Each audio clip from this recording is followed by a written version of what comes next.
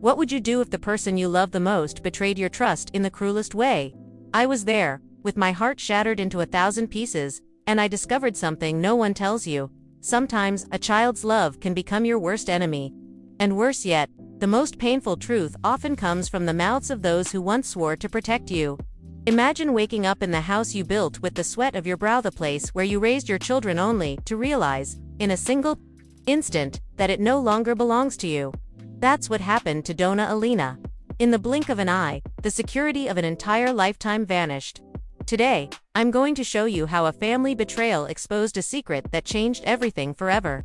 And how that unexpected twist led her into a battle not just for her home, but for her dignity. Every second matters in this story, because if you ignore this lesson, you might carry a wound that never heals. Stay with me until the end, and discover the one gesture that saved Donna Alina when everything seemed lost, and the incredible revelation that left her breathless. My name is Alina Marquez, but most people in the neighborhood just call me Donna Alina. I'm 78 years old, a widow for more than a decade, and I live in a small house in Guadalajara that my late husband and I built with our bare hands. It's a modest place, nothing fancy, peach-colored walls, a small iron gate, and the garden I care for every morning as if each flower held a memory. I've lived here for over 40 years. Every crack in the wall, every tile in the kitchen holds a story. Since I lost my husband, the silence of the house became part of me, but I learned to live with it. I never wanted to be a burden to anyone, especially not to my only son, Carlos. Carlos lives in Leon now, and we barely speak. I used to think he was just busy. He has a new wife, a new life, and even though it stung a little to be pushed aside, I always told myself it was normal. He went through a rough divorce years ago with Sofia, the mother of my grandson Miguel. I never asked questions. I was raised to believe that mothers should not meddle, and perhaps I clung too tightly to that belief. My heart always held hope that Carlos would come visit more often, maybe bring the children around for tamales or café de olla. But in the end, it was always Miguel who showed up. My sweet Miguel, 23 years old now, studying law, always respectful, always attentive. That morning started like any other. It was a Thursday, I remember, because I always prune the bougainvilleas on Thursdays. The sun hadn't yet reached its cruelest heat, and the air was still soft. I had just filled my watering can when a knock came at the gate. It wasn't Miguel's rhythm, too sharp. I peered through the iron bars and saw a man in a crisp blue shirt, holding a folder in one hand and a polite, nervous smile in the other. He introduced himself as Arturo, the new owner of the house. Didn't understand what he meant. I thought he had the wrong address. He showed me papers. I held them with trembling fingers, my eyes scanning words I didn't fully grasp. My name wasn't on the documents. The signature looked like Carlos's. I couldn't breathe for a moment. This must be a mistake, I said, again and again, as if the repetition would turn back time. But the man was firm, though not unkind. He told me I had 30 days to vacate. 30 days. I felt the watering can slip from my hand, the metal clanging against the stone walkway like an alarm. I stood there, stunned, watching water spill and run into the garden bed like it was fleeing, just like my peace. I called Carlos immediately. It went to voicemail. I called again. This time he answered, but his voice was off-dight impatient. I told him about the man at my gate, about the papers. He paused for too long. Then he said something vague about needing the money, about it being temporary, about fixing things later. I asked him, my throat dry, but Carlos? How did you sell a house that isn't even yours? There was silence, then he hung up. That silence did more damage than any words could have. I didn't sleep that night. I lay on the living room couch, the same one where Carlos used to nap when he was a boy. I stared at the ceiling fan, spinning slowly, slicing the quiet into pieces. Every creak of the house felt different, like it no longer belonged to me. I couldn't believe that my own son, the boy I carried through sickness, who once cried when he scraped his knee on this very patio, had done this to me. And yet, the papers were real. The man was real. The 30 days were real. I felt like I was floating in someone else's nightmare. The next morning, Miguel came over as usual, bringing pan dulce from the bakery near his campus. I tried to act normal, but he noticed something was wrong right away. When I finally told him what happened, his mouth dropped open. He sat back in the kitchen chair, eyes wide, then angry. That's not even possible, abuela, he said. That house has your name on it. Or at least it used to. I told him I never kept up with those things. It was true my husband handled all the paperwork. After he passed, I never checked. I had trusted Carlos. Miguel didn't waste time. He skipped his afternoon classes and went straight to the public registry office. He told me he'd dig into it, find out what was going on. I don't know how he did it, but by sunset, he was back with a folder in his hands and fury in his eyes. He dropped it on my kitchen table, opened it, and said one sentence that turned everything upside down. Abuela, this house isn't under your name. It's under Sofia S. I stared at him, blinking like I hadn't heard right. Sofia, what are you talking about? My hands trembled as I pulled the folder closer. Miguel had printed everything: property records, signatures, dates, and there it was, clear as day. The transfer had been made years ago, during Carlos's divorce settlement. The house had been legally put under Sofia's name, maybe as part of an agreement I was never told about. How? Why didn't I know? I whispered. Miguel looked at me with pain in his eyes. Because he didn't want you to know, Abuela. He pretended it was still yours. And now, he tried to sell something that doesn't even belong to him. I don't remember standing up, but suddenly, I was pacing the kitchen, gripping the chair back so hard my knuckles turned white. So I've been living here all this time, thinking it was my home, when it wasn't. I felt something cracking deep inside me, like a fault line that had been quietly growing for years. He lied to me. My own son. Miguel stood up and placed his hand on my shoulder. He did, but you're not crazy, and you're not alone. We'll figure this out. I nodded, but my heart was sinking.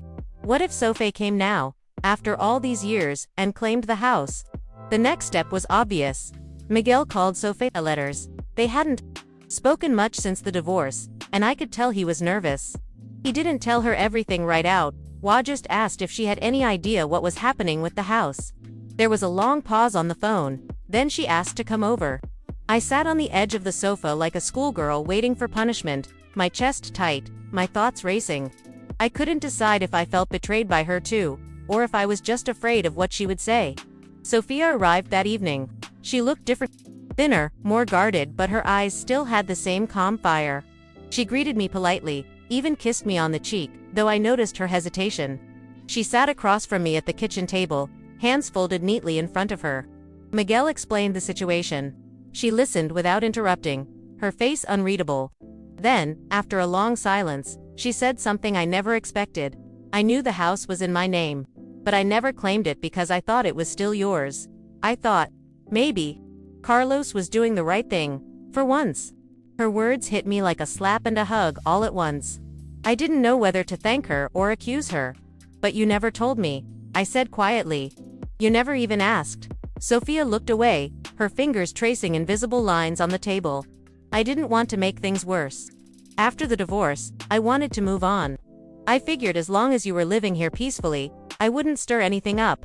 Miguel was silent, watching us both. I could feel my heart breaking and rebuilding in the same moment. Then she said something else, something that changed the course of the day. If Carlos forged any documents to sell this house, he committed fraud. I never signed anything. I didn't authorize any sale. I blinked. You didn't. She shook her head. Never. And if someone tries to evict you, they'll be hearing from my lawyer. For the first time since that morning, I felt my spine straightened. I felt something like power returning to my veins. Miguel asked her if she'd be willing to testify or sign something to block the eviction. She nodded without hesitation. I'm not going to let him get away with this. Not with what he did to you. Not with what he tried to do to me years ago, either. I didn't ask what she meant. There were probably more secrets hidden in that past than I wanted to know. But in that moment, Sophia wasn't my enemy. She was the unexpected shield I didn't know I had. After she left, Miguel and I sat in silence. The house felt heavier, but somehow safer. I still didn't know what would happen next, if Carlos would show up, if the man who thought he owned the house would return, but I knew I wasn't helpless. And that mattered more than anything. The betrayal was still fresh, like an open wound, but I wasn't bleeding alone anymore. That night, I didn't sleep again, but the reasons were different. I wasn't paralyzed by fear, I was burning with questions. How long had Carlos been planning this? Had he always seen me as an obstacle, as a stepping stone, or was this desperation? I sat in my kitchen chair, wrapped in a shawl that still smelled like lavender, staring at the walls like they could talk. Everything around me had been built with love, every corner, every tile, every memory. And now it all felt tainted. I needed answers, not just protection. The next morning, Miguel came back early, already dressed in formal clothes. I spoke to a professor from my law faculty. He said, sitting down and placing a small notebook in front of me. He thinks we have enough to file a complaint. Fraud, falsification of documents, misrepresentation. If Sofia cooperates, this man, Arturo, won't be able to touch the house. I looked at Miguel and saw in his eyes something I hadn't seen in Carlos in years. Loyalty. Real, painful, fierce loyalty. Miguel suggested we go to the notary's office to request certified copies of all transactions regarding the property. He wanted to be sure we had every piece of paper aligned before confronting Carlos legally. On the way there, I kept watching the streets of Guadalajara from the car window like I was seeing them for the first time. How many other mothers had been betrayed like this? How many abuelas were quietly displaced, forgotten by the very ones they raised? At the notary, we were received by a young woman who smiled with practiced politeness. When Miguel explained what we needed, her face changed slightly. She left for a few minutes and returned with a thick file. Inside were the records we expected, but also something chilling. A forged letter, allegedly from Sofia, authorizing the sale of the house. Her signature was clumsy, slightly off, like someone trying too hard to copy handwriting they barely knew. Miguel took photos of everything. His jaw clenched so tight I thought he might break a tooth. "That's a felony," he muttered as we walked out. "He's really done it this time." I didn't answer. I was trying to balance the hatred rising in me with the sorrow that clung like dust to my bones. Carlos hadn't just lied, he had risked prison. For money. For convenience. And in the process, he had tried to erase me. My voice, my life, my memories, all of it. I felt like screaming, but I didn't. I just pressed my palm against my chest and breathed slowly, trying to contain the storm. Later that afternoon, we met Sofia at a cafe near her work. Miguel showed her the forged letter. She looked stunned. "This is not mine," she said firmly.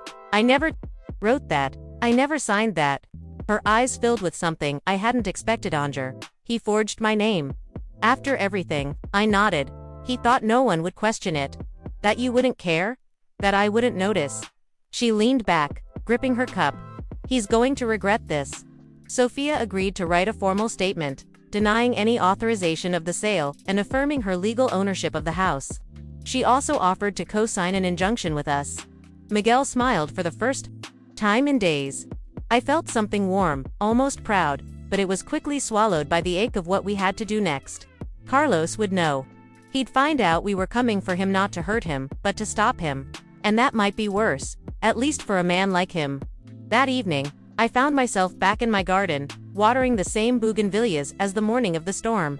The flowers hadn't changed. The soil was still damp. And yet, nothing felt the same.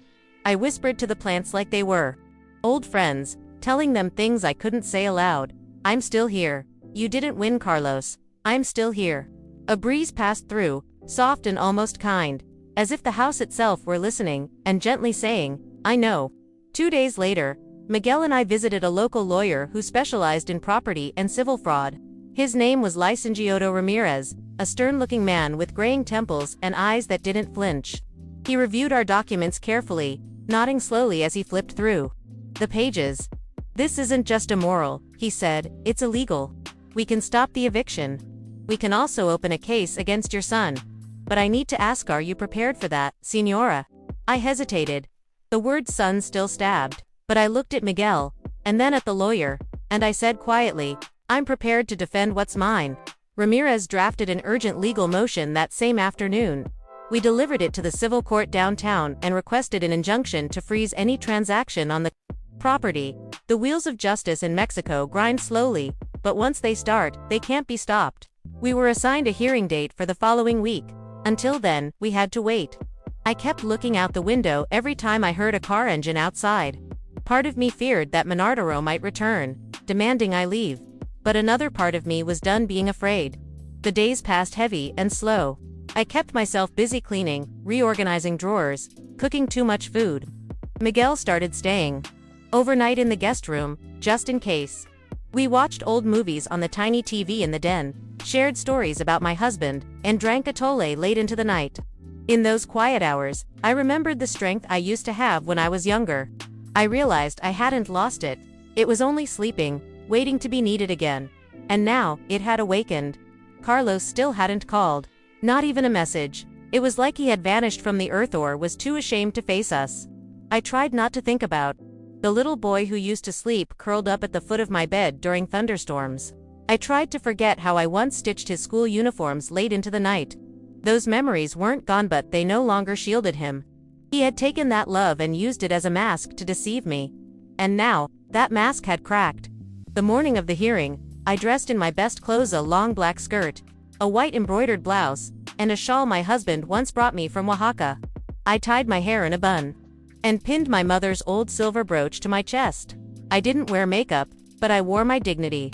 Miguel buttoned his shirt twice before getting it right. He was nervous. So was I, but when we stepped into the courtroom, I walked with my back straight and my head high. No one was going to steal my story, or my home. Carlos was there.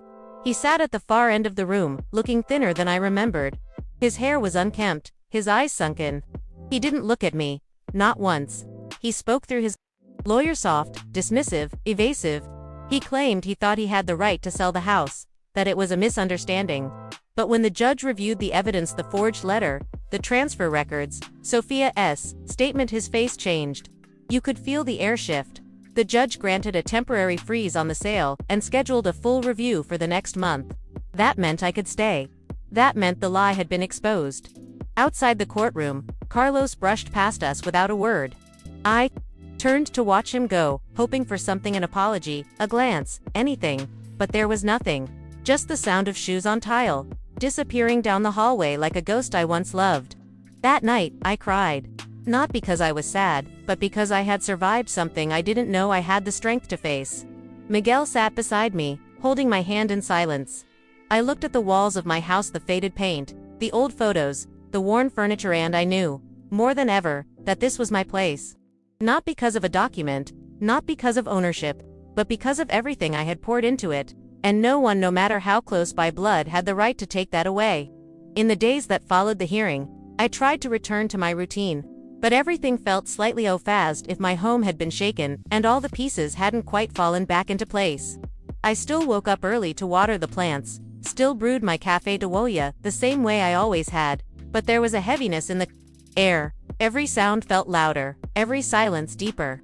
The house had survived, but I knew something inside me had changed. Miguel, though, was a beam of light. He checked in constantly, brought me pan dulce from my favorite shop, and even fixed the front door's squeaky hinge, which had annoyed me for years. Sometimes I'd catch him watching me, like he was trying to understand how I was holding it together. I didn't have the heart to tell him that some nights I still woke up in a cold sweat, hearing Carlos's voice from my memory, asking if he could borrow just a little money, just for a while, with that smile that always worked on me. One afternoon, while I was folding laundry in the living room, Miguel sat down with a serious expression. "Abuela," he said, "I think it's time we talk about changing the title on the house." I looked up, startled. "What do you mean?" He gently explained that Sophia wanted to transfer the property to me officially. She said it never felt right, holding that title all these years. It was never her home, it was mine, and she wanted to correct that. My heart clenched. I didn't know whether to cry or protest. Sophia arrived later that week with a notary and a thick folder. She didn't stay long. She signed the papers quietly, not looking for thanks or forgiveness, just closure. I signed too, with a trembling hand, as if I was reclaiming not just a house, but a piece of myself that had been stolen. After it was done, she looked me in the eye and said, "Whatever Carlos did, it has nothing to do with you. You've always treated me with kindness, even when I didn't deserve it." I nodded, words caught in my throat. That night, I lit a candle in front of my husband's photo. It was a tradition I hadn't kept in years. I told him everything out loud, even though I wasn't sure if he could hear me. I told him how Carlos had tried to sell the house, how Sophia had helped, how Miguel had fought for me. I asked him if he would have seen it coming. And then I asked for strength, because even with the documents signed, the legal fight wasn't over. The review hearing was still ahead, and Carlos hadn't given up yet. A week later, I received a letter. It was from Arturo, the man who thought he had bought my house. It was handwritten, not typed, and full of apologies. He said he had no idea the sale was illegal, that he was tricked, that he would withdraw from the transaction and pursue reimbursement through legal means. He said he couldn't in good conscience put an elderly woman out of her home. I didn't know whether to believe him entirely, but I respected the gesture. At least someone in this mess had the decency to say sorry. The day of the final hearing arrived under a gray sky. Miguel and I walked into the courtroom like warriors returning for the last battle. Carlos was there again, this time looking even more worn down, more hollow. He didn't speak much. His lawyer tried to argue that the forged signature was a clerical error. But the judge didn't buy it. The evidence was too strong. The ruling was clear. The sale was invalid, the fraud confirmed, and the house rightfully returned to me under the new title. It was over. When we stepped outside, the air felt different, lighter, brighter, even though the sun was still hidden. Miguel hugged me so tightly, I almost lost my breath. I laughed for the first time in weeks. Not a forced laugh, a real one, from deep in the chest. "You did it, abuela," he said. But I shook my head. We did it. And then I looked back at the courthouse doors, half expecting Carlos to come running after me, to say something, anything, but he didn't. That evening, back home, I sat at the kitchen table for a long time with the window open, listening to the soft rustling of the jacaranda tree in the front yard. The wind carried the faint scent of blooming flowers and distant rain. Everything felt quieter, like the house itself was exhaling after holding its breath for so long. I made myself a cup of chamomile tea and held it between both hands, not to drink, but just to feel its warmth seep into my fingers. Later, I found myself going through an old wooden box tucked away in the back of my closet. Inside were letters, photos, and tiny mementos of my life with my husband and Carlos's childhood birthday cards in shaky handwriting. School report cards, a drawing of the house with the words "Mihogar" scrawled across it. I held that paper in my lap for a long time, trying to reconcile the boy who had drawn it with the man who tried to sell it. I still couldn't make the connection. For days after the ruling, I heard nothing from Carlos. No call, no letter, not even a message through someone else. At first, that silence was like a cut that wouldn't close. But over time, it began to harden, like scar tissue. I stopped expecting redemption from him. That was the part I didn't expect, how freeing it was to stop hoping for someone who chose not to show up. I wasn't angry anymore. I was just done waiting for him to be someone he wasn't. Miguel came over almost daily now, even bringing his girlfriend once to help repaint the living room. I didn't ask him to, but he said the house deserved a fresh start too. We changed the curtains, cleaned out the storage room, and rearranged the furniture slightly. Nothing too drastic, just enough to feel like the energy in the house was shifting, letting go of the shadows and making room for light again. One Saturday afternoon, while Miguel was in the backyard hammering a loose fence post, I baked my husband's favorite bread for the first time in years. I used the same recipe I had scribbled down in the margin of an old cookbook, the same way I used to make it when Carlos was a boy. The smell filled the whole house, and for a moment, it felt like he might walk through the door and sit at the table, grinning, asking for the end piece like he always did. But of course, he didn't. Instead, it was Miguel who walked in, sweaty and smiling. "Huele a infancia. Es ahí." Eyes lighting up. We sat down together and ate the bread in silence, sharing a moment that needed no explanation. It wasn't just the taste, it was the feeling of reclaiming something. A memory, yes, but also a part of myself I had tucked away, thinking it belonged to a past I couldn't return to. But maybe, just maybe, some things could still be retrieved. I began writing in a notebook every night. Just small reflections. Nothing fancy. Sometimes I wrote about the court hearings, sometimes about the garden, sometimes about how strange it was to feel free again. I didn't write for anyone else, just for me. It felt like sweeping the dust out of corners I had ignored for too long. My thoughts, for once, belonged only to me. They weren't tangled in worry or guilt or what-ifs. They were mine. And in those pages, I wrote something one night that surprised even me. Maybe the house was never what I truly needed to protect. Maybe it was my voice. I closed the notebook after that line and went to bed, feeling calm. For the first time in years, I didn't feel like I was shrinking. I felt like I was becoming myself again. A few weeks after the final ruling, I received a message from an unknown number. It was Carlos. Just 5 words. "Can we talk? I'm sorry." I stared at the screen for several minutes before locking the phone and setting it face down on the table. My first reaction wasn't anger, it was fatigue. That kind of deep, quiet exhaustion that settles in your bones after surviving something you never thought you'd have to. I didn't respond. Not because I wanted revenge, but because I needed space that wasn't filled with his voice. Miguel noticed I was quieter that day. He asked if I was okay, and I told him the truth. Your father wrote to me. Miguel didn't react right away. He just nodded slowly and said, "You don't owe him anything." That sentence hit me harder than I expected. I had spent most of my life thinking I owed Carlos explanations, forgiveness, understanding. But hearing my grandson say those words, aloud, it felt like someone was unlocking a door I didn't know I had the right to open. Later that night, I reread the message. Then I deleted it. I didn't block him, but I didn't answer either. I had nothing left to say. Whatever Carlos was looking for, closure, comfort, or absolution, he would have to find it elsewhere. I wasn't his mother to lean on anymore. Not in that way. I would always wish him peace, but I would no longer pay for his storms with the roof over my head. Summer arrived slowly that year, the heat clinging to the walls like honey. I started spending more time outside, in the garden, trimming the roses and tending to the herbs. People from the neighborhood stopped by more often, some to check on me, others just to chat. Word had spread about what happened. At first I felt embarrassed, but as more people opened up about their own family struggles, I realized something important. I wasn't the only one who had been betrayed by blood. One woman, Teresa, who ran the bakery 2 blocks down, told me her sister had forged their mother's will. Another man, Don Luis, said his son had emptied his savings account while pretending to help him with errands. Each story chipped away at my shame and replaced it with something sturdier: solidarity. It was painful, yes, but strangely comforting to know I wasn't alone. That betrayal, as cruel as it is more common than we want to admit. Miguel encouraged me to attend a small community group at the parish center, mostly older adults sharing their life experiences. I was hesitant at first. I've never been someone to sit in circles and talk about feelings. But I went. And it helped. It helped to hear others speak without judgment. It helped to speak myself, and not be seen as weak for doing so. It helped to feel heard by people who had no reason to lie or protect me. In one of those sessions, I stood up and shared my story. I didn't use names, but I told them everything. From the knock on the gate to the courtroom, to the silence that followed. When I finished, the room was quiet. Then someone clapped. And then everyone did.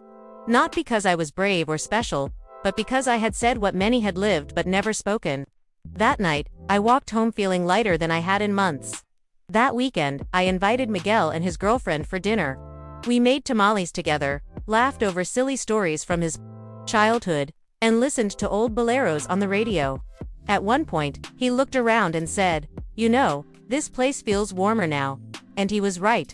It wasn't just the food or the music, it was the absence of fear. The house had been returned to me, yes, but more importantly, I had returned to it. One morning, while I was sweeping the front walkway, I saw a small white envelope pushed under the gate. No name, no address, just a plain folded piece of paper inside. It was a handwritten letter from Carlos. His handwriting was messier than I remembered, shakier, like someone who'd been through more than they cared to admit. He wrote that he was living alone now, that his business had failed, that he had made mistakes, and that the worst of them was trying to sell the house. My house. He didn't ask for forgiveness outright, but between the lines, I could read the weight of guilt. He said he never thought I would fight back. That part stung more than any insult. "I thought you'd just go along with it like always," he had written. I folded the letter and sat on the bench under the lime tree, stunned. That sentence told me everything I had refused to see for years. He had mistaken my silence for weakness, my kindness for surrender. I didn't reply. Not because I wanted to hurt him, but because I had nothing left to give that wouldn't cost me. I let the letter sit in the drawer where I keep receipts and spare keys. Every so often I'd open it and see it there, just to remind myself how close I had come to disappearing without a trace. But I also kept it because it meant he had seen the truth even if it came too late. That mattered in its own quiet way. Around that time, I began planting new flowers in the backyard. Marigolds, lavender, and bright geraniums in colors I hadn't dared choose before. I painted the old bench sky blue. I bought a wind chime from the Mercado that sings gently with every gust. These weren't decorations, they were declarations. This was my home. And every change I made was a way of writing that into the walls with joy instead of fear. Miguel helped me start a small vegetable patch, just like the one my husband used to tend. It was simple: some tomatoes, chilies, and cilantro, but it brought me peace. Every morning, I'd go outside, feel the dirt in my hands, and remember that life doesn't stop just because someone tried to erase you. It keeps growing, quietly and insistently, just like roots beneath the surface. And sometimes, that quiet growth is the strongest kind of power. One afternoon, while tying up the tomato vines, I caught myself humming an old ranchera song. It was the one my husband used to whistle when fixing the roof. I hadn't realized I still remembered it. I paused, let the tune hang in the air, and smiled. This wasn't nostalgia, it was survival. It was memory as armor. Not to protect me from the past, but to remind me how far I had come from it. A few neighbors began asking for advice: how to deal with legal problems, how to handle complicated family matters. I wasn't an expert, but I told them what I could. I even helped one woman draft a formal letter to dispute an unfair rental notice. It felt strange at first, like I was stepping into someone else's shoes. But eventually, I realized I had become something I never planned to be, someone who had walked through fire and could now offer light to others still inside it. There were days when the sadness returned, especially when I saw a mother and son laughing in the plaza, or when I passed by Carlos's favorite taco stand and realized I hadn't seen him in nearly a year. But I let those feelings pass through me like clouds. I no longer held onto them. I had learned that mourning someone who is still alive is one of the hardest things a mother can do. But sometimes, it's also necessary. In early September, the parish held a small fair in the plaza. Miguel convinced me to set up a table with homemade jams and garden herbs. "You make the best guava marmalade in all of Guadalajara," he said with that charming grin of his. I hesitated at first. I didn't think people would be interested, but he printed little labels with my name on them: Mermeladas de Doña Elena. Primera vez seen my name printed like that in a long time. It felt strange and good. The fair was a success. People smiled, tasted, asked about the herbs, and even came back for more. I met a young woman who had just moved into the neighborhood with her toddler.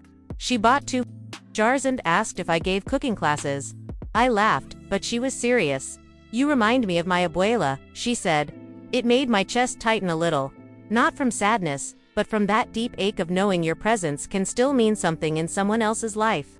Miguel stayed by my side the entire day, helping with change, chatting with visitors, and stealing spoonfuls of jam when he thought I wasn't looking. Watching him made me realize just how much of my husband lived in that boy. The patience, the strength, the ability to make others feel safe without saying much.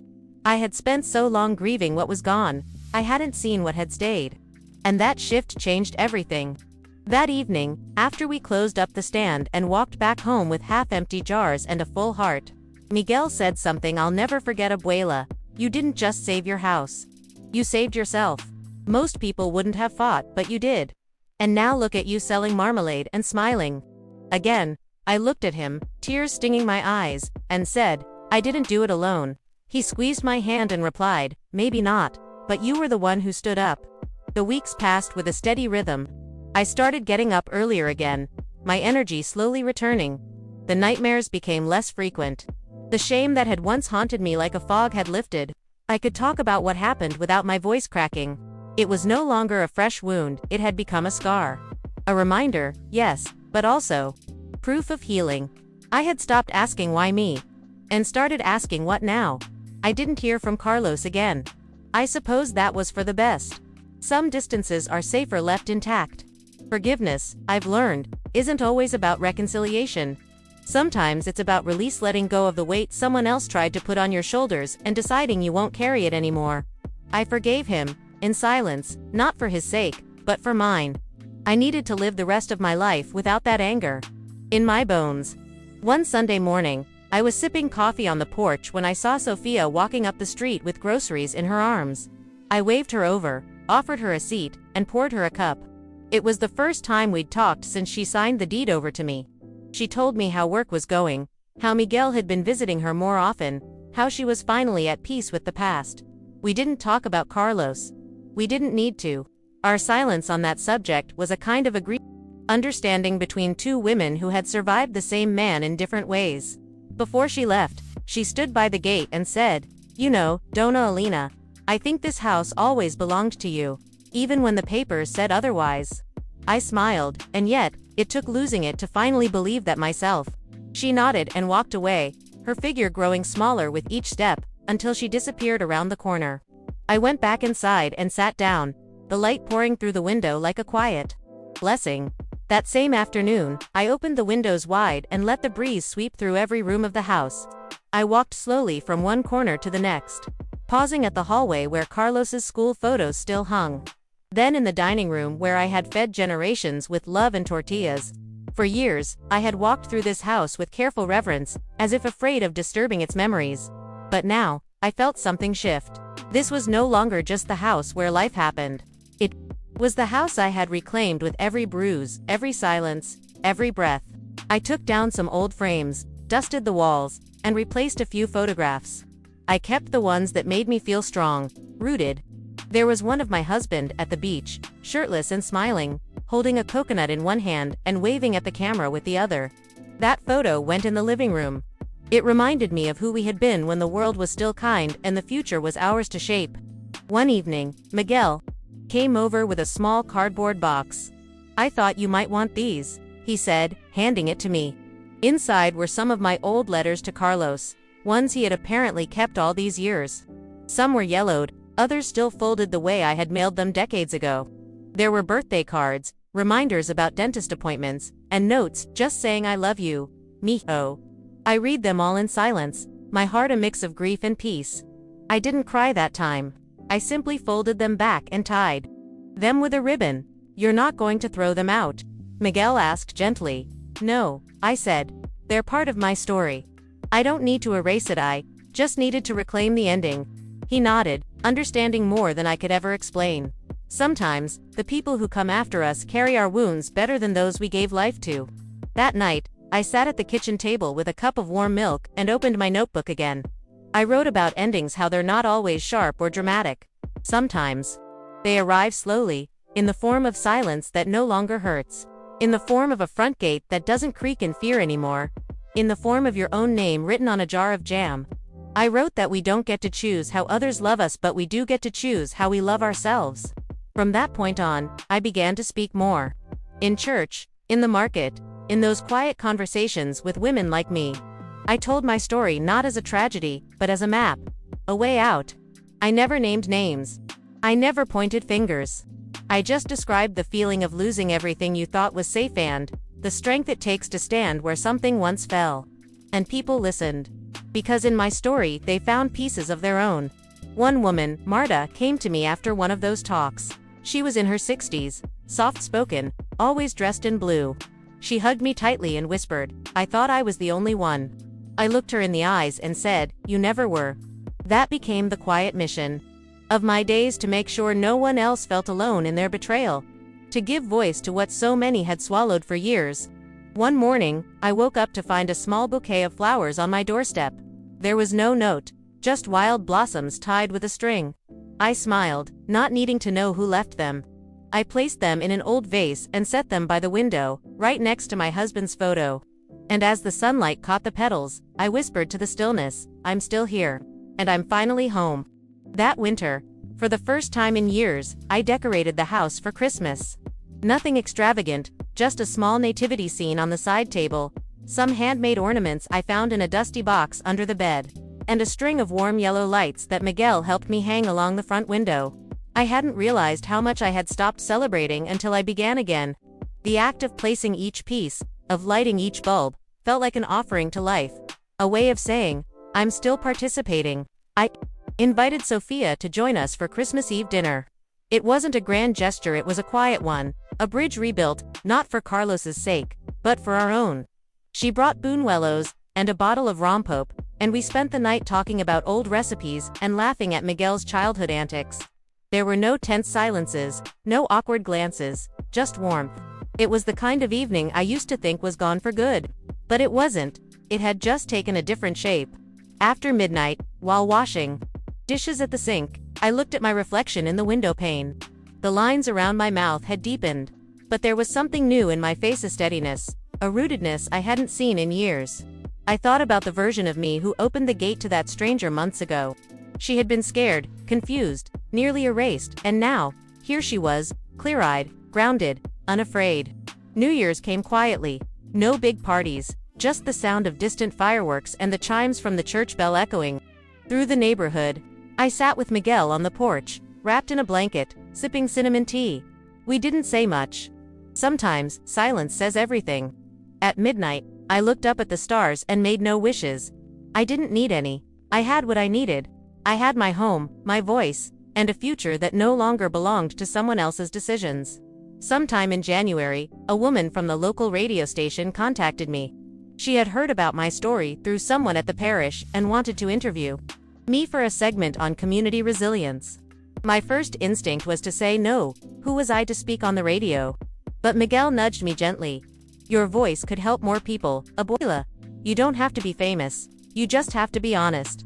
So I said yes. Not out of vanity, but out of duty. The interview was short, maybe 10 minutes, but it stirred something. I spoke simply, as I always do. I told the truth. About the betrayal, about the fear, about the quiet power of refusing to be erased. The woman thanked me, her voice catching slightly at the end. You've said what so many women feel but can't say, she whispered. I hung up the phone and felt a strange peace settle over me. Like a circle closing.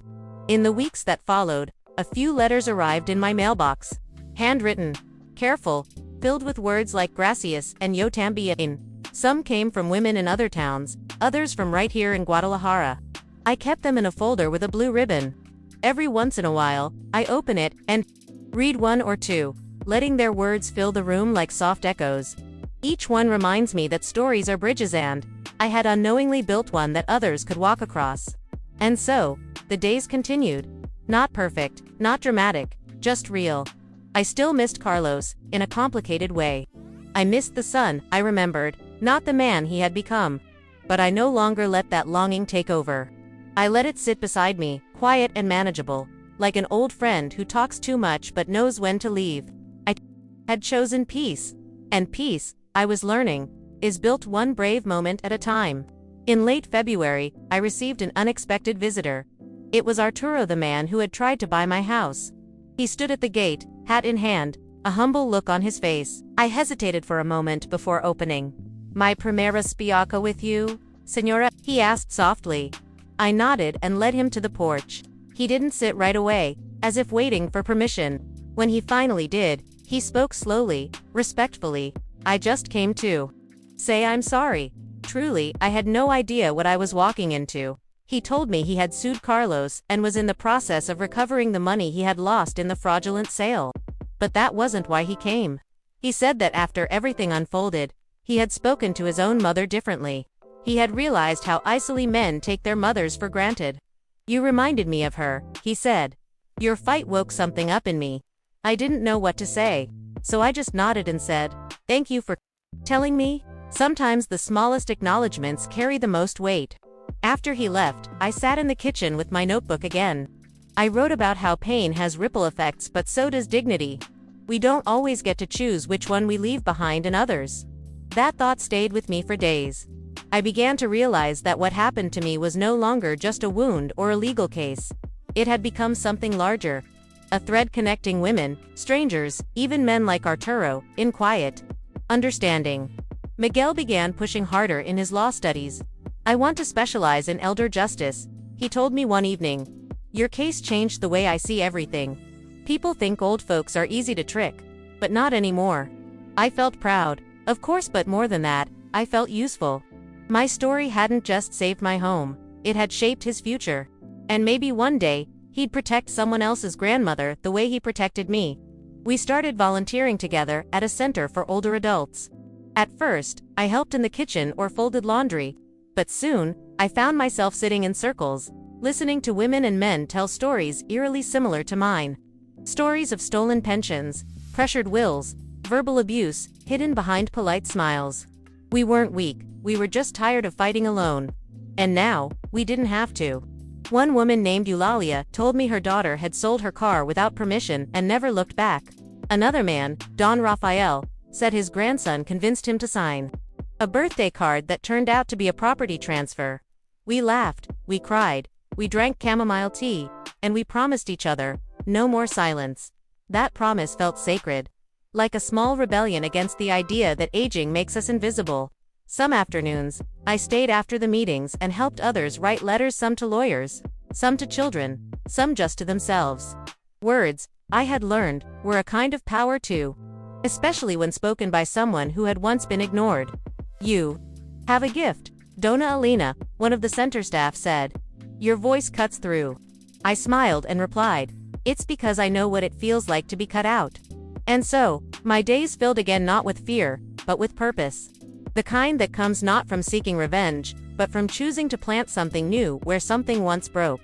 I wasn't trying to change the world. I was just trying to make sure no one else had to go through what I did without someone in their corner. And in doing that, I finally felt like myself again, not just someone who survived, but someone who mattered. In early March, the center organized a small event for International Women's Day. They asked if I would say a few words. I hesitated. Public speaking had never been my strength. But then I thought about how many women had told me, "Your story gave me strength." How could I stay silent, knowing silence was what allowed men like Carlos to get away with so much for so long? So I said yes. Not because I wasn't afraid, but because it was time. When I stood in front of that small crowd, no more than 30 faces, most of them lined with age and wisdom, I didn't read from a script, I spoke from memory. I told them about the day I opened my gate to a stranger who claimed to own my home. I told them about the betrayal, the silence, the courtroom, the truth. I told them how my grandson had believed me when I didn't believe in myself. I told them how healing had come slowly, like sunlight after a storm. And when I finished, I saw tears in more than a few eyes. Not of pity, but of recognition. One woman came up and said, "I thought my story didn't matter. But now I know it does." That sentence stayed with me like a hymn. It was never just about my house. It was about giving voice to the things we're told to bear quietly. About refusing to disappear just because the world says we're too old, too soft, too irrelevant. After that day, I started writing with more discipline. Miguel helped me type up my journals into a small book. We printed 10 copies at first, just to share with the women at the center. But word spread. Soon, the parish asked if they could stock it at the community library. A few schools asked if they could use it for discussion groups. I laughed the first time I saw my name on the cover. "Letters from My Garden," it read. A title Miguel chose. I had never thought of myself as an author, but maybe I was. The more I shared, the more stories came back to me. A woman in her 80s wrote to say she had finally confronted her son about financial abuse. Another sent me a photo of the vegetable patch she started after reading my chapter about reclaiming space. These weren't just responses, they were echoes. And in them, I heard the sound of collective healing, slow but steady, like roots breaking through concrete. My house no longer felt like a symbol of trauma. It felt like a place of rebirth.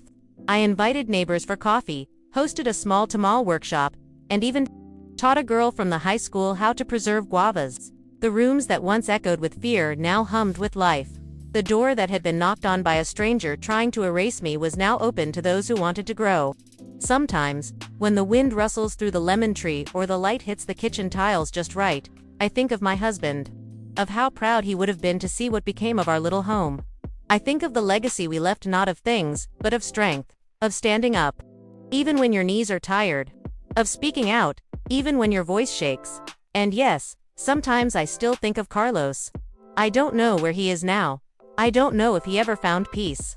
But I do know this, I found mine.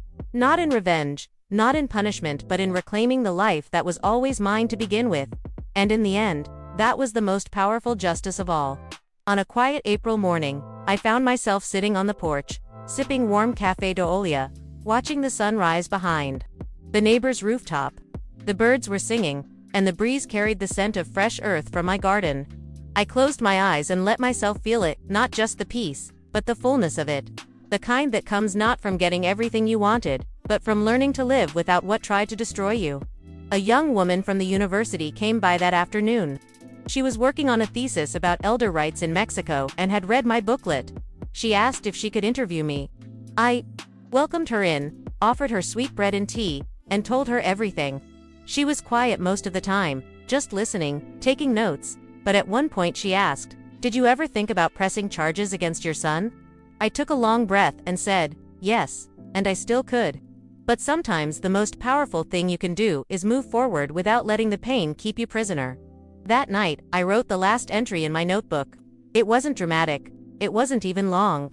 I wrote, I have lived many lives inside this one life. And the woman I am now, thanks the woman I was for not giving up. Then I closed it and tucked it away in the drawer beside my bed, where I keep my rosary and an old photo of my parents. I didn't need to keep writing it all down anymore. Because now, I was living it. Miguel came over with good news a few days later. He had passed a major exam and was preparing to intern with a law firm focused on family law and elder protection. I hugged him tightly and said, "Go mijo. Make them listen. Not everyone has a grandmother to fight for them." He laughed and kissed my forehead. "They'll listen, abuela, because you made them." A few months later, I was invited to speak at a conference in Mexico City. I had never been on a plane before. Miguel came with me, of course. We stayed in a modest hotel, and I packed too many sweaters, but I didn't mind. The city buzzed with noise and light, but I felt calm. When I stood at that podium in front of strangers from all over the country, I told them what I had learned, that dignity doesn't retire with age, that a name on a deed is just ink, but a voice, once claimed, is permanent. People clapped. Some stood. I didn't cry, though my throat tightened. I had cried enough tears to fill a well. Now it was time to drink from something else. Resilience, rest. After the event, a woman approached me with her daughter. "My mama's story is just like yours," she said. I took her mother's hand, looked her in the eyes, and said, "Then you are stronger than you know." We took the bus home instead of flying. It was longer, but I wanted to see the landscapes again, the hills, the dusty roads, the changing colors of the sky. We shared snacks, told stories, and I leaned my head on the window like a child. Somewhere between Querétaro and Guadalajara, I closed my eyes and whispered a prayer, not asking for anything, but simply giving thanks. For the journey, for the home. For the fact that even the deepest betrayal could not silence my roots. And when we arrived back in our neighborhood, and I stepped once again onto the porch of my little house, I touched the wooden doorframe with my hand and smiled. Not because the house was safe, but because not because the past had disappeared, but because it no longer owned me. I walked inside, set down my bag, and lit a candle not for mourning, but for everything that had survived. Weeks later, on an ordinary Thursday morning, I received a letter in the mail. No name on the envelope, just my address, written in a familiar hand. I opened it slowly. Inside was a short note from Carlos. He didn't ask for forgiveness. He didn't explain anything. He just wrote, "I hope one day you can remember me with peace. I was wrong. You were right. I don't expect anything, just wanted you to know, I think about you every day." I read it once, then again. I didn't cry. I didn't get angry. I folded it, placed it in a drawer, and went to make tea. I didn't answer. That part of my story had already ended, but I appreciated the letter. Not because it changed anything, but because it confirmed what I had already made peace with. I couldn't carry his guilt anymore. That burden belonged to him now. Mine was lighter. Mine was made of lavender, of stories told in circles, of handwritten notes from women I'd never met but somehow understood me better than my own son ever had. One afternoon, while clipping basil in the garden, I noticed a pair of birds nesting in the lemon tree. I watched them for a long time. Building, feeding, protecting. No instruction manual. Just instinct, rhythm, and persistence. Life, I realized, always finds a way to rebuild. Not in the same shape. Not with the same people, but with the same heart, if we're lucky. And I had been lucky. Despite it all, I often wonder what people expect when they imagine an old woman's life. Quiet, forgotten, simple. I've known none of those things. My life has been layered, complicated, full of both pain and poetry. I am not the ending people expect. I am not just someone's mother or widow. I am Dona Alina. I am the owner of this house, of this voice, of every scar and every blooming flower in my garden. Sometimes, when the neighborhood kids run past my gate, I hear one of them yell, "Hola, Dona Alina," and it warms something inside me that no tragedy could ever touch. I wave back and smile. That's what legacy is. It's not just what we leave behind, it's who we become while we're still here. Miguel visits me every Sunday without fail. He brings fresh pan dulce and always asks if I've been writing. I show him my notes, small observations, memories, recipes I now put in the margins of my reflections. He laughs and says, One day I'll publish volume 2, I tell him, maybe. But inside, I know the most important parts are already written in the walls, in the soil, in the strength I didn't know I had until I needed it most. At night, I sometimes sit by the window and think about all the women like me who never got the chance to speak, who were pushed aside, ignored, silenced, and I promise myself I'll keep telling my story for them, too. Because if I stop, who will remind the world that we are still here, that we were always here, even when they tried to erase us? This is the last page of my story, not because there's nothing left to say, but because I've said what mattered. I survived the betrayal of my own son, but more than that, I reclaimed my voice, my home, and my place in the world. And if you've read this far, maybe it's because you needed to hear that survival is not the end, it's the beginning of everything. If this story reminded you of something you've lived or something you've kept quiet for too long, know that you're not alone. Sometimes it takes just one voice to make us realize we're allowed to speak, to protect what's ours, and to begin again. If you feel like sharing, I'd love to know what this brought up for you. Maybe you've been through something similar. Maybe someone you love has. Tell me in the comments, or send this to someone who needs to hear they still matter. And if this kind of story speaks to you, stay close. I'll be here, sharing more lives like this, real, raw, and full of quiet strength.